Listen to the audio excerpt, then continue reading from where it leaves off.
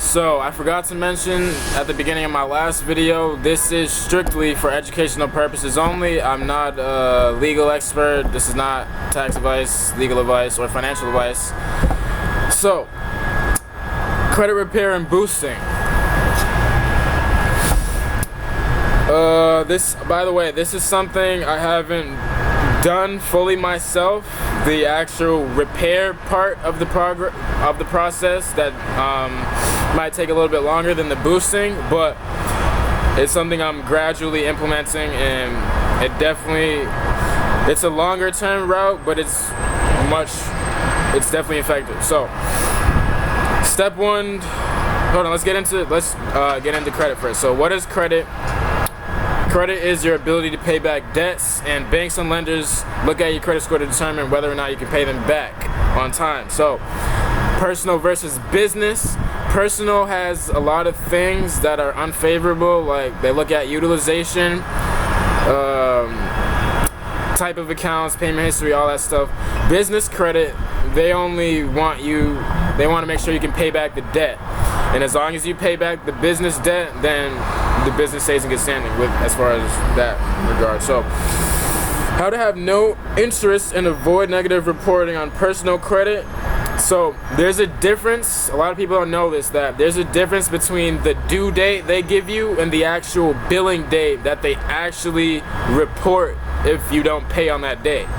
So, what you're going to do is call them and say, hey, I'm actually aware that there's a difference between the due date you guys gave me and the actual billing date that you report if I don't pay on that date. Can you please give me the actual billing date so I can avoid that? And that's how you do that. So, late payments, you want to avoid those unless it's a forgiveness program type of deal. Just forget about making late payments, because that's just going to bring your score down even further depending on how late it is. So, credit repair, right. First step in credit repair, this is like actually cleaning your credit repair as much as possible. Up to 75% of negative information can get off through this entire process. So, first step is to freeze everything. You go to LexisNexis and opt out, LexisNexis.com and opt out. Just that freezes your credit report, so they can't keep reporting while you're trying to clean everything up. 2, you would do a basic dispute, which you would include inquiries, collection accounts, closed accounts, and you would receive letters back if they were removed or verified. Then you go to step 2, to the 609 letter. And the 609 letter is based on the rights granted by Section 609 of the Fair Credit Reporting Act, which says credit reporting agencies have to give information to consumers who request it. So, in addition to that, it says they have to provide a summary of your rights under the FCRA and a list of agencies who enforce the FCRA, and a statement that the Credit Bureau is not required to remove accurate negative information unless it's outdated or cannot be verified. So, if the negative information is outdated or cannot be verified for any reason at all, then that has to be removed 100%. And if they don't remove it and you have the letters to back it up, then you'll be working with the Consumer Financial Protection Bureau and the Better Business Bureau to put a fire to their feet, basically, to say, hey, your business rating is going to go down if you don't help this consumer.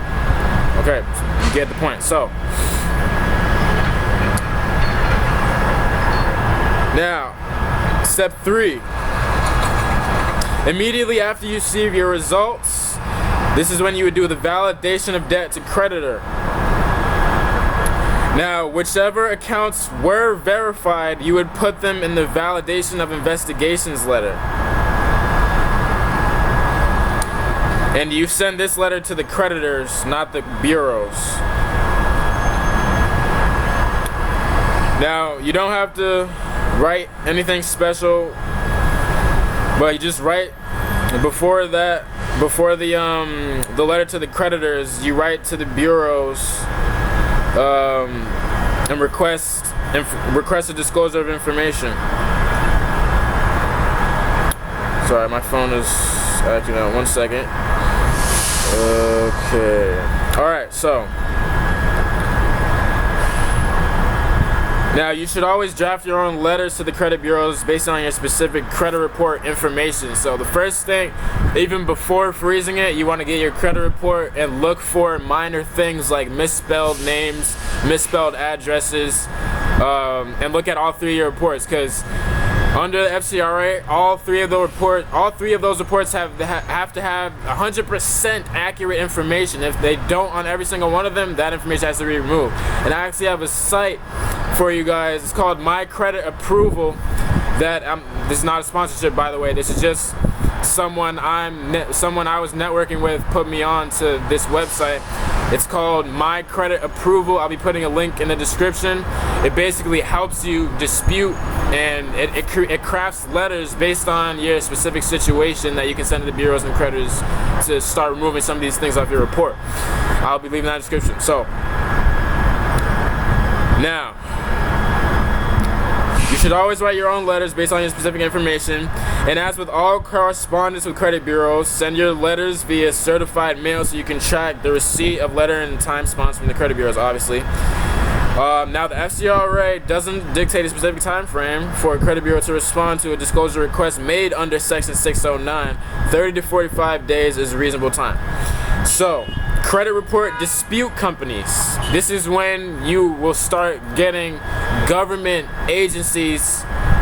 regulated agencies to work with you to fight these creditors and credit bureaus. So, the Consumer Financial Protection Bureau, CFPB, is an agency of the United States government. Hold on, my phone keeps, hold on, sorry, 1 second.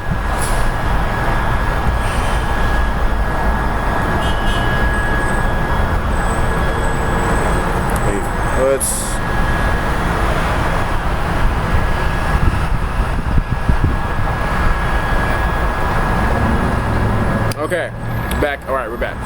Sorry about that. My phone is going crazy. So, I think it's because it's cold outside. So, credit report dispute companies. Consumer Financial Protection Bureau is an agency of the United States government and is responsible for consumer protection in the financial sector that works for American consumers, responsible providers, and the economy as a whole. To remove negative items, you can also use cfpb.gov. It's more time consuming, but it is very effective. You can also get paid out by the CFPB. They will send you a check if these creditors and credit bureaus are giving you an especially hard time. Now,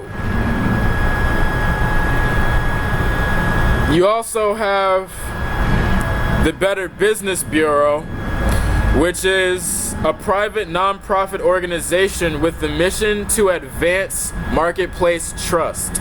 Most creditors have an established history and rating with the Better Business Bureau. Contact the Better Business Bureau when dealing with a company making the dispute process difficult. The business will have a better chance of complying with your dispute if their rating and reputation is at stake. You have a better chance of your collection being removed when coupled with a CFPB complaint. Also, we have the Attorney General in collector's state, the the creditor's state, or a debt collector's state. The Fair Debt Collection Practices Act makes certain behaviors unlawful for third-party creditors. Contact the Attorney General's office in your state to file a complaint against a creditor. The State Attorney General has the ability to take action against the creditor based on the details of the complaint filed. This action promotes an opportunity to invalidate your creditors during the dispute process.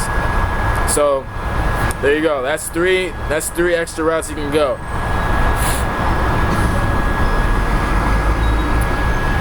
So we got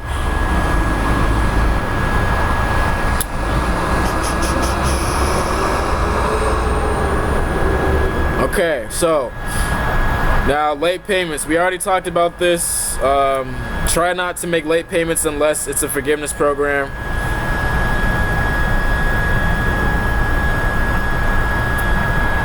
Alright, now This is the deletion process. This is where we're actually getting the negative items deleted off our report. So, step 1, file a basic dispute letter via certified mail. Provide companies with a 609 letter via certified mail. Then provide companies with a validation to debt letter via certified mail.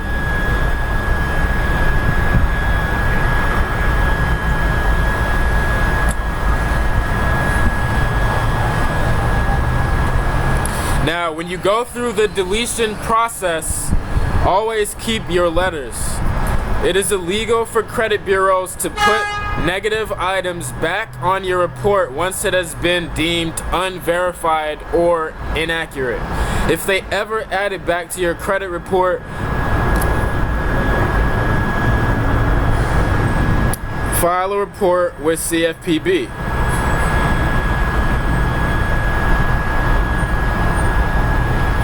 Now, credit bureaus are privately owned companies. They are not government owned, but they are government regulated. The CFPB regulates government companies like the bureaus. You can file a dispute with the CFPB, and they remove items within 14 days with companies except Equifax, which takes longer.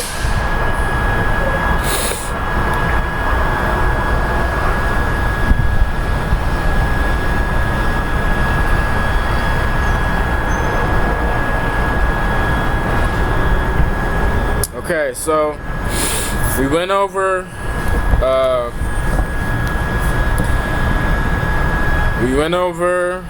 freeze, basic dispute, verification, validation, and deletion.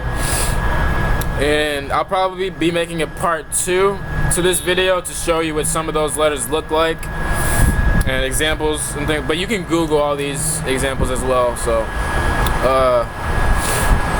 all right, so now we're moving on to structuring your credit and boosting your credit.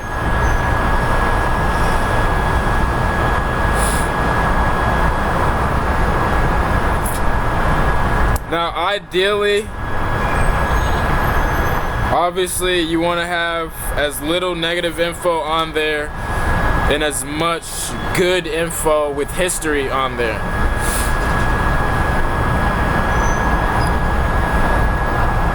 So, we know about the normal way of boosting and building credit. You have the authorized user method, which you can get someone to add you to their line as an authorized user. But here's the thing about that. The new FICO score Model 8 will actually not allow people to use that method anymore unless you're doing it with a family member as it was intended. So people with that method alone are going to be out of business. So this is where my method I've recently discovered comes in handy. It's called the UCC-1 trade line process. And I'm gonna go into it briefly here, but I'm gonna make another video explaining in detail how and what the process is. I actually made a video on this on another YouTube account, but I had lost the password, so now we're here and I have created the nonprofit and now we're doing things through the business now. So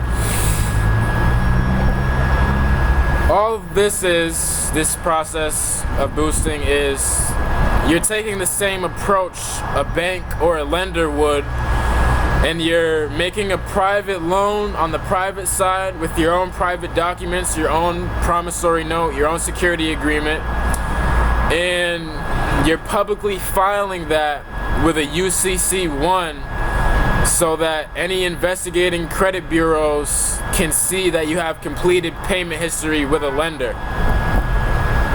That's basically the gist of it, and the next video will be going more in depth on that and about actually how to do all that. So yes, well, that is all I have for the credit repair and boosting for now. Gonna be updating. Obviously I don't know everything and I haven't done everything, but gradually building the network and learning more things. So I'll be throwing new info at you guys as soon as I get it. So yeah, that's it for credit repair and boosting. Once again, this was for educational purposes only. This is not legal financial advice. And thank you.